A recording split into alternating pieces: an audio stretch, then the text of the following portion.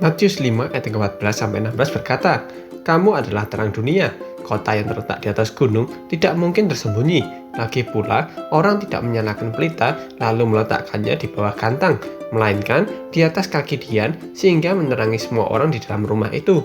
Demikianlah, hendaknya terangmu bercahaya di depan orang, supaya mereka melihat perbuatanmu yang baik dan memuliakan Bapamu yang di surga." Menyambung dari ayat sebelumnya, Yesus berkata bahwa selain garam, kita adalah terang dunia. Terang adalah akibat dari adanya cahaya. Cahaya adalah gelombang elektromagnetik yang kasat mata dan paket partikel yang disebut foton. Semua cahaya berasal dari sumber energi. Tidak ada cahaya yang muncul jika tidak ada sumber energi. Dan tahukah Anda bahwa Allah adalah sumber cahaya itu? Dan kitalah terang yang dipancarkan dari sumber cahaya. 1 Yohanes 1 ayat kelima berkata, "Dan inilah berita yang telah kami dengar dari Dia dan yang kami sampaikan kepada kamu. Allah adalah terang dan di dalam Dia sama sekali tidak ada kegelapan." Kegelapan terjadi bukan karena ada sumber gelap, tapi kegelapan terjadi karena absennya terang. Jadi, gelap adalah kondisi tidak ada terang. Tuhan lebih dahulu memberitahu kita siapa kita sebenarnya, yaitu terang. Supaya apa? Supaya kita siap ditempatkan di tempat di mana tidak ada terang. Seperti kata Yesus, pelita tidak untuk disimpan tapi untuk ditunjukkan terangnya, supaya mengusir kegelapan. Terang dan gelap juga merepresentasikan kebaikan dan kejahatan. Siang hari di saat terang dianggap baik sehingga kita disebut anak siang, sedangkan saat malam yaitu gelap dianggap jahat dan mereka para pelaku kegelapan disebut orang-orang malam. Dunia pun dengan jelas menunjukkan perbedaan siang dan malam. Sebagian kejahatan dilakukan dalam kegelapan atau malam hari, atau juga diartikan secara tersembunyi. Berapa banyak laporan kejahatan di saat malam? Perampok menjalankan aksinya saat malam supaya tidak ketahuan.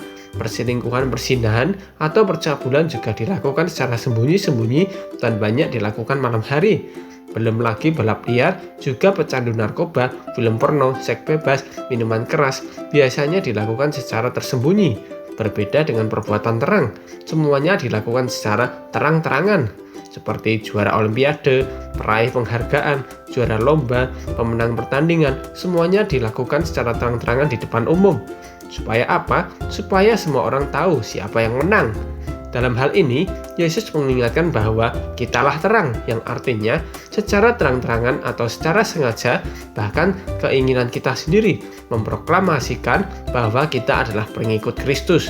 Dan karena kita adalah terang, secara otomatis kita memberitakan kabar baik kepada semua orang yang kita temui, di mana saja kita ditempatkan.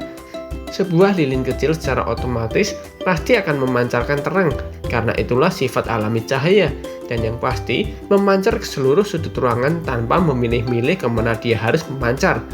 Sekali lagi, karena itulah sifat alami cahaya, dan tidak ada orang yang menyalakan lilin untuk disimpan, tapi untuk menunjukkan jalan.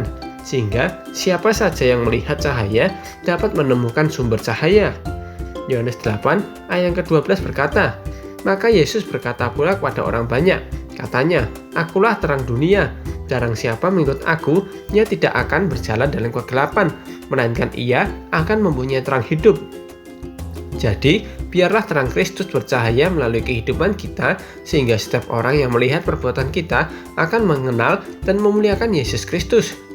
Yesaya 60 ayat ke-1 berkata, "Bangkitlah menjadi teranglah, sebab terangmu datang dan kemuliaan Tuhan terbit atasmu."